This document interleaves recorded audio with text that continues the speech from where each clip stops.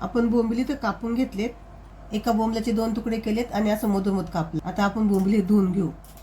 आपण बोंबील धुवून घेतलेत, त्यावरती लिंबू पिळून घेऊ. त्यामध्ये हळद आणि थोडंसं मीठ. आता हे आपण मिक्स करून घेऊया. आपल्याला बोंबल्याला लावून घ्यायचे सगळीकडून. आणि आता आपल्याला हे बोंबिली असं एक साईडला ठेवून त्याचं पाणी असं निघेल या पद्धतीने आपल्याला ठेवायचंय. बोंबल्यातलं एक्स्ट्रा पाणी काढून टाकायचंय. एवढं पाणी सुटलं आपल्या बोंबलाचं. आता हे आपण पाणी ओतून घेऊया.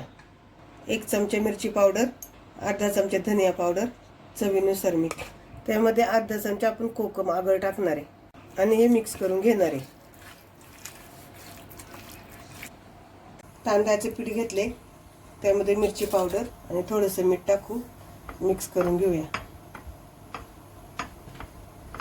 तेल तापले, आपण बोंबील तांदळाच्या पिठामध्ये मिक्स करून घेऊया आणि तेलात सोडूया. इथं मी 5 गॅस ठेवलाय.